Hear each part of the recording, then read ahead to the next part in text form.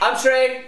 I'm here with Uphill Running, and we are here with Paul Nelson from PaulNelsonPhotography.com, and we're going to talk with him about some of his photography skills that he's been learning over the past few years, some of the cameras he uses, and what he uses some of the specific lenses for. So tomorrow, Paul, you'll be shooting Lord Hill Race for Evergreen Trail Runs, and I know you're going to be using quite a bit of an array. So let's talk about a little bit first about you. So how did you get into photography? I got it about 2 years ago. I've always been a tech head, and I've always liked taking pictures. And my first race that I practiced at had like 50K and 25K, and I just kind of fell in love with it like I did trail running.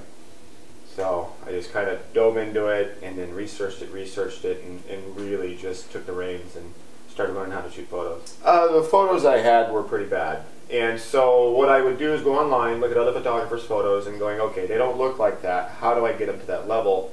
And so I would look at their settings, because like Flickr shows you exact settings they use and the camera gear they use, and I would just kind of start looking at those photos and duplicating what people would do to take great photos. And so I finally realized the gear I had wouldn't do what we do, especially ultra marathons, trail running. The lighting is so dark in half the races up here in the Northwest. That camera was not meant for shooting in low light, and so that was a lesson I had to learn pretty hard. So I had to sell all that stuff and step up to something else. Are you picking specific locations for the light or for the actual aesthetics? Well, the biggest thing with ultra marathons is, you know, you're in shade, you're in trees, and half the time you will get sun. Any camera will do good in gray. It's where that was Roger. He just got back from Bali. He actually hasn't readjusted to American lifestyle yet, so things fall to the ground. And too many beers. We don't know what's happening with that, but go ahead and give it a little. Hello. So, you know, I looked at this, and I've always been very competitive. I used to drag race. I set all records in the drag racing world. I used to do MMA, ultimate fighting, for many years. And then I came into this world of photography. I want to set myself apart. And it requires a financial investment. In order to get the photos that I take now, you need to have the best equipment.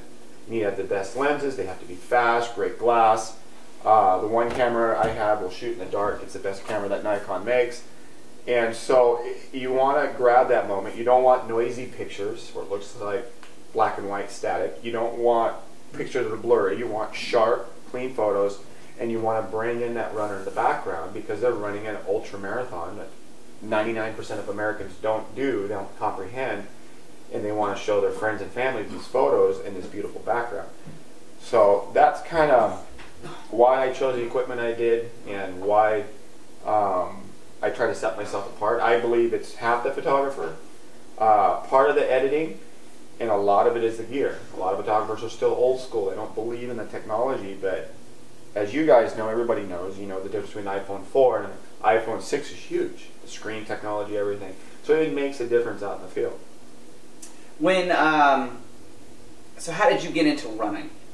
I own an electrical contracting company, which has done really well.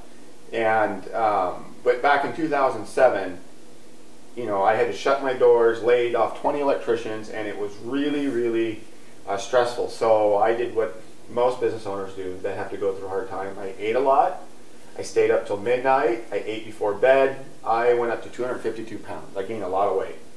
I needed to lose weight. So I started running on the street and training that way. And a good friend of mine, Wade Erickson out of Utah, who's actually pacing me for my second Western States run this year, says, hey, do you want to sign up for a 50-mile race in Steamboat Springs, Colorado? I had no idea what he's talking about, but I said, yeah, what the heck? I mean, had you run a 5K, 10K, no, anything? Nothing. Nothing. And he comes to you and says, let's do a 50-miler. That's Wade, and that's kind of my personality. And not only that, it's up at 10,000 feet in Steamboat Springs, Colorado. Long story short, we train for it. I lose about 30 pounds at the time. And I get there.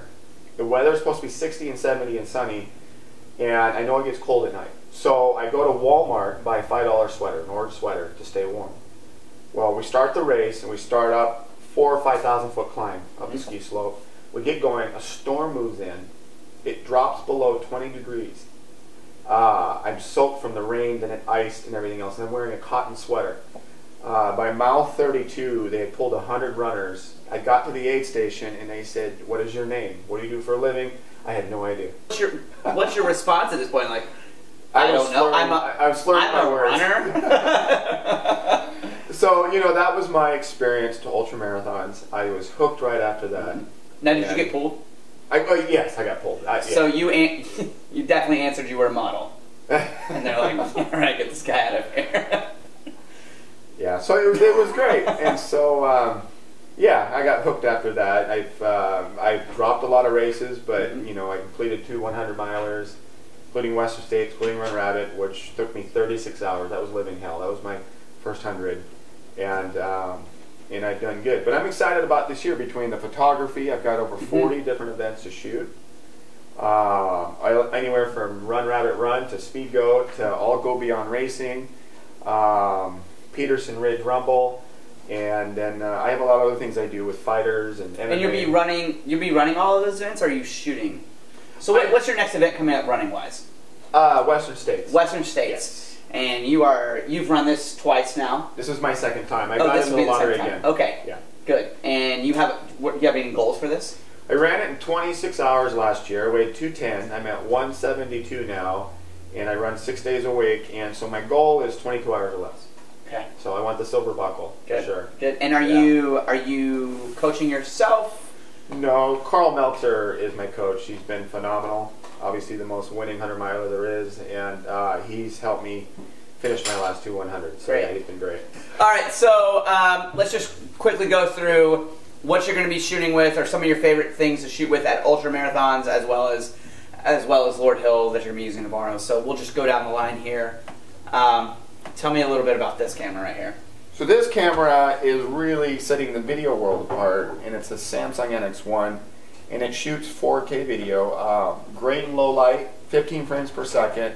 This is a camera I got to do video promo videos for the races and the race directors, but it also is good to hand somebody at the start finish while I can't be there, just to snap pictures. Okay. All right, tell me about this lens right here. So when you see a lot of my pictures, I like to shoot a wide angle shot. I believe if you're running an ultramarathon, you're running it because you want to see the scenery and the challenge. And so when you get the pictures, a lot of people shoot with a 7200, which is great, and I call it the selfie shot because it's just about you. You don't see the background.